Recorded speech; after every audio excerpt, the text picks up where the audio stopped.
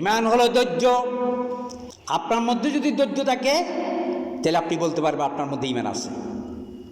এটাই হলো হাদিসের অর্থ। তাহলে বিপদের মুহূর্তে, মুসিবতে আমি ধৈর্য হারা হতে পারবো না। আমি যদি নিজেকে যদি মুসলমান পরিচয় দিই, আল্লাহ নবী বলেছেন ঈমান হলো আস-সাবরু। ঈমান হলো কি? ধৈর্য, সবর। সকল অবস্থায় খুশি তো বেশি আত্মহারা না হওয়া, বিপদের মুহূর্ত বেশি অস্থির না হওয়া, মাঝামাঝি অবস্থার মধ্যে থাকতে হবে আপনাকে। এটা হলো ঈমানের পরিচয়। আস-সাবর ওয়াস-সামাহা। ঈমান কি? ঈমান হলো দানশীলতা, ধৈর্যশীলতা, নম্রতা, ভদ্রতা, উদারতা। এগুলো হলো ঈমান। হাদিস থেকে বললাম, মুসলিম শরীফের হাদিস। শুধু তাই নয়, ঈমান সম্পর্কে আল্লাহ রাব্বুল আলামিন কোরআনের মধ্যে বলে দিয়েছেন, ইয়া আইয়ুহাল্লাযীনা আমানুস্তাঈনু বিস-সাবরি ওয়াস-সালাত ইন্নাল্লাহা মা'আস-সাবিরিন। ও বিশ্বাসীরা, ও ঈমানদাররা, তোমরা আল্লাহর কাছে ধৈর্য এবং নামাজের মাধ্যমে তোমরা জীবনে যা চাওয়ার আছে সব কিছু চাও। আল্লাহর কাছে প্রার্থনা করো ধৈর্য এবং নামাজের মাধ্যমে। ধৈর্য এবং নামাজের মাধ্যমে যদি আপনি ধৈর্য ধরে যদি তাড়াতাড়ি মসজিদে চলে আসেন, সুন্দর করে বসেন, সময় দেন, অনেকক্ষণ ধরে বসে আছেন শুধু পাওয়ার আশায়। আমার মালিকের ঘরে আমি বসবো, আমার মালিকের ঘরে আমি বসলাম, ঘন্টার পর ঘন্টা চলে যাবে। আমার মালিকের ঘরে বসলাম, আমার মালিকের ঘরে যদি আমি ভিক্ষুকের মতো যদি আমি বসে থাকি, আমার রব আমাকে যাওয়ার সময় অন্তত আমাকে দেবে, এই আশা নিয়ে বসে থাকা। ধৈর্যের পরিচয় দেওয়া, ধৈর্যের বিশাল পরিচয় দিতে হবে। সেটাই তো আল্লাহ রাব্বুল আলামিন কোরআনে নির্দেশ দিয়েছেন, ওয়াস্তাঈনু বিস-সাবরি ওয়াস-সালাত। আল্লাহ নিজেই শিখে দিয়েছেন, আমার কাছে চাও। জিন্দেগিতে অপরাধ করে পুরো জীবনটা বরবাদ করে দিয়েছেন, আমার কাছে এসে, আমার ঘরে এসে কান্নাকাটি করো, চাও, ধৈর্য ধরো, নামাজ পড়ো। এরকম যদি করো তাহলে আল্লাহ রাব্বুল আলামিন বলেছে ইন্নাল্লাহা মা'আস-সাবিরিন। দেখেন, ইন্নাল্লাহা, নিশ্চয় আল্লাহ ধৈর্যশীলদের সাথে রয়েছে। আল্লাহ কোথায় আছে? এই কোরআন আয়াতের মাধ্যমে বলে দিয়েছেন আল্লাহ রাব্বুল আলামিন অবশ্যই ধৈর্যশীলদের সাথে রয়েছে। তার মানে কি? দুনিয়াতে যে আল্লাহর রহমতের ফেরেশতারা, লক্ষ লক্ষ রহমতের ফেরেশতারা ছড়িয়ে ছিটিয়ে পৃথিবীতে রয়েছে, এই রহমতের ফেরেশতারা ধৈর্যশীল ব্যক্তিদের সাথে, নামাজীদের সাথে পাশে বসে থাকবে। আপনার পাশে থাকবে, আপনার সঙ্গী। কোনো ভয় নেই। আপনি রাস্তার মধ্যে একাকী বসে থাকতে পারবেন না, আপনার ভয় লাগবে, কিন্তু মসজিদে একাকী বসে থাকতে পারবেন, কোনো ভয় নেই। কারণ আপনার সাথে লক্ষ লক্ষ রহমতের ফেরেশতা আপনার সাথে আশেপাশে আপনাকে পাহারা দিচ্ছে। ইন্নাল্লাহা মা'আস-সাবিরিন, কোরআনের আয়াত। আল্লাহ নিজে আপনার সাথে আছে, কিসের ভয়? এইরকম অনুভূতি নিয়ে, এরকম চিন্তা নিয়ে যদি আপনি এরকম জিকিরের মধ্যে আপনি থাকেন, তাহলে আপনার মৃত্যুর সময় কোনো ধরনের টেনশন নাই। এইরকম মুসলমানদের জীবন আপনাকে অতিবাহিত করতে হবে। শুধু তাই নয়, আরেকটা হাদিসের মধ্যে এসেছে ঈমান কীরকম, ঈমান সম্পর্কে, বিশ্বাস কীরকম, বিশ্বাস সম্পর্কে আপনার ঈমান কীরকম, সে ব্যাপারে হাদিস শরীফের মধ্যে এসেছে। আন আব্বাস রাদিয়াল্লাহু তাআলা ক্বালা ক্বালা রাসূলুল্লাহ সাল্লাল্লাহু আলাইহি ওয়াসাল্লাম যাকাতু আমাল ঈমান মান রাদিয়া বিল্লাহি রাব্বান ওয়া বিল ইসলামি দীনাও ওয়া মুহাম্মাদুর রাসূলুন মুত্তাফাকুন আলাইহি। বুখারী এবং মুসলিম শরীফের মধ্যে হাদিসটি আছে। হযরত আব্বাস রাদিয়াল্লাহু তাআলা থেকে বর্ণিত, রাসূলুল্লাহর বিখ্যাত প্রখ্যাত সাহাবী, রাসূলুল্লাহ চাচা, রসুলের জন্য যারা জীবন দিয়েছিলেন,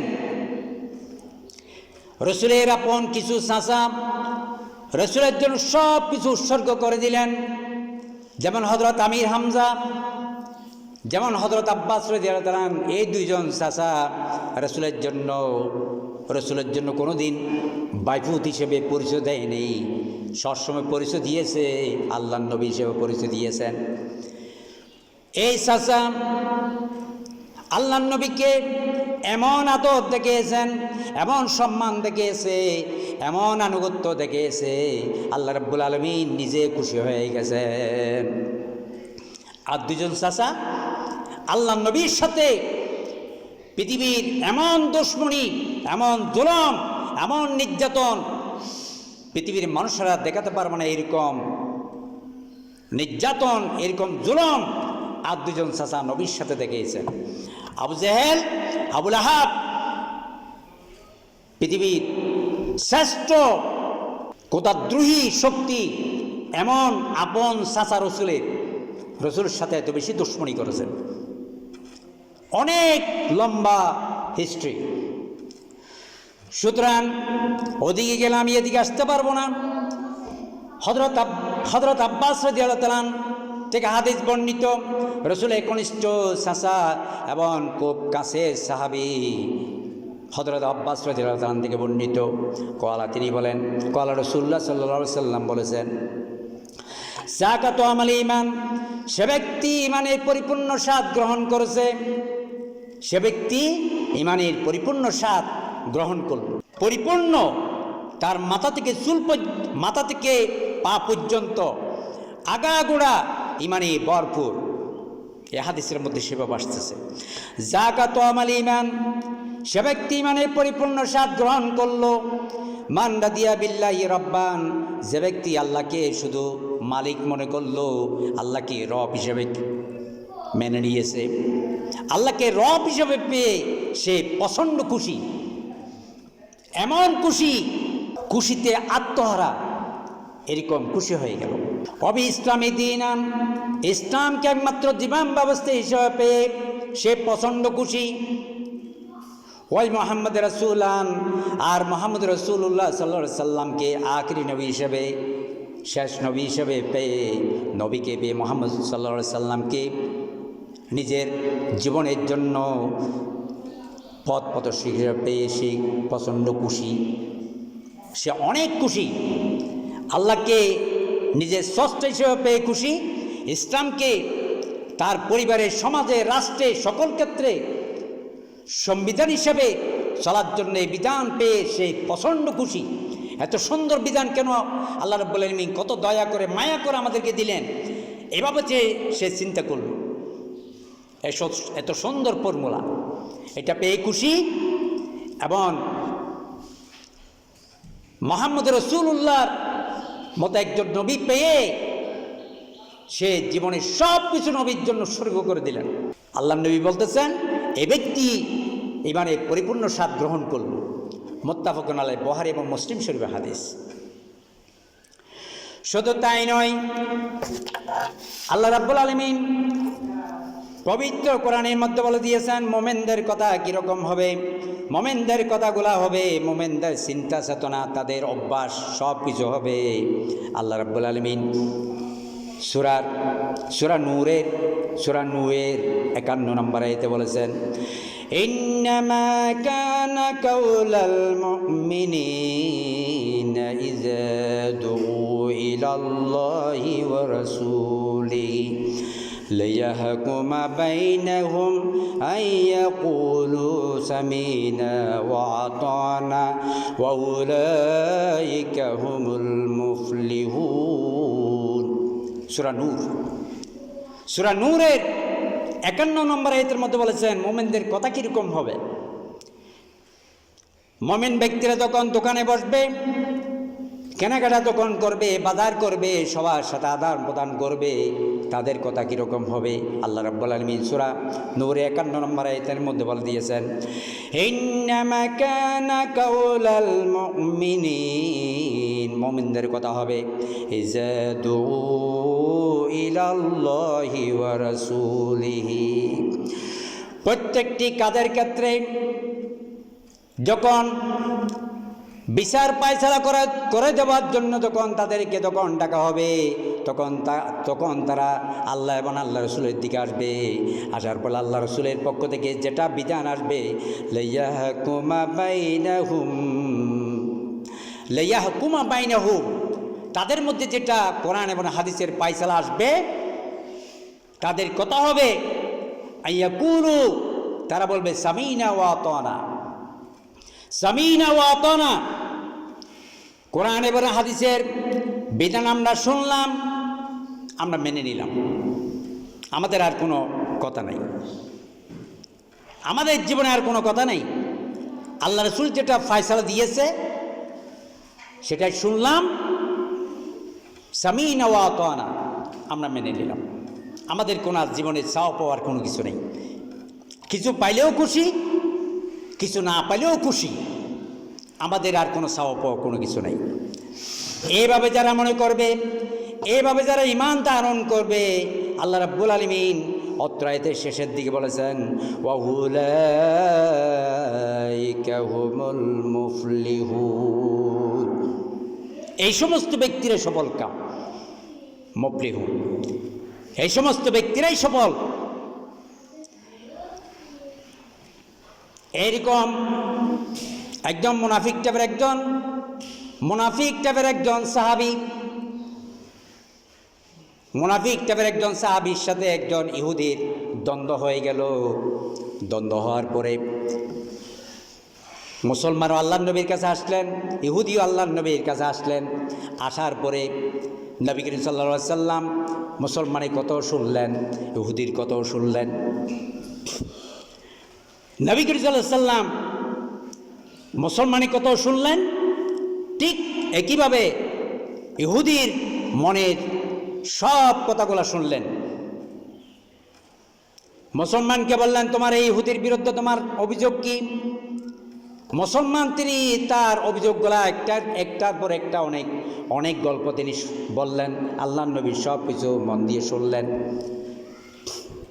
ঠিক একইভাবে নবী করিম সাল্লাল্লাহু আলাইহি সাল্লাম ইহুদিকে ডাকলেন, বলে এবার তোমার মনের সব যন্ত্রণা, এই মুসলিম ব্যক্তির বিরুদ্ধে তোমার যত অভিযোগ আছে, যত কথা আছে, সব কিছু তুমি কোলে কোলে আমাকে বলো।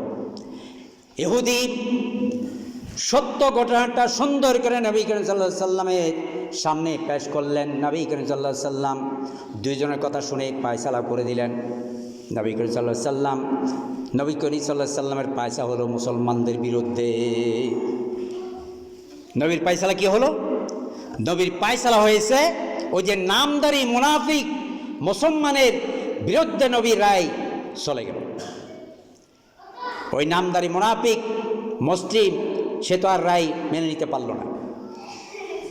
এই রায় রসুলের, এই রায় মেনে নিতে না পেরে তিনি এই রায়কে আবার সানি বিচার করার জন্য তিনি হযরত উমরের কাছে গেলেন। হযরত উমরের কাছে গিয়ে তিনি হযরত উমরকে বললেন, ভাই, আমি একজন তোমার ভাই, আমি একজন তোমার মুসলিম ভাই, আমি একজন তোমার প্রতিবেশী, তোমার সাথে, তোমাদের সাথে, রসুলের সাথে আমি জিহাদ করলাম, যুদ্ধ করলাম, যাকাত দিলাম, নামাজ পড়লাম, আমি একজন মুসলমান, কিন্তু নবী করিম সাল্লাল্লাহু আলাইহি সাল্লাম আমার বিরুদ্ধে রায় দিয়েছেন। ভাই উমর, তুমি এই বিচারটা আবার সুন্দর করে করে যাও। হযরত উমর রাদিয়াল্লাহু তাআলা তাকে বললেন, তুমি বসো। হযরত উমর রাদিয়াল্লাহু তাআলা ঘরের ভিতরে ঢুকলেন, ঢোকার পরে একটা তরবারি নিয়ে আসলেন। তরবারি নিয়ে এসে হযরত উমর রাদিয়াল্লাহু তাআলা মুসলিম ওই মুনাফিক ভাইকে বললেন, যারা আল্লাহর নবীর, আখির নবীর, একমাত্র নবীর, বিশ্ব নবীর রায় যে মানুষ মেনে নিতে পারে না, যে মুসলিম মেনে নিতে পারে না, তার দুনিয়াতে থাকার কোনো অধিকার নাই। তাকে তরবারি দিয়ে হযরত উমর রাদিয়াল্লাহু তাআলা ফয়সালা করে দিলেন। কারণ নামের মুসলমান, অন্তরের মধ্যে মুনাফিকি। সুতরাং ইমানের স্বাদ যদি পেতে হয়, ইমানের স্বাদ যদি আপনি যদি পেতে চান, তাহলে সূরা নূরের 51 নম্বর আয়াতের আলোকে আপনাকে মেনে নিতে হবে। আপনার কথা হবে আইয়াকুলু সামিনা ওয়া আতানা। ইমানদারদের কথা হবে ইয়া রাসূলুল্লাহ, কোরআন এবং হাদিসের ফায়সালা মেনে নিলাম, শুনলাম, মেনে নিলাম। এটা হবে মুসলমানদের আসল কথা।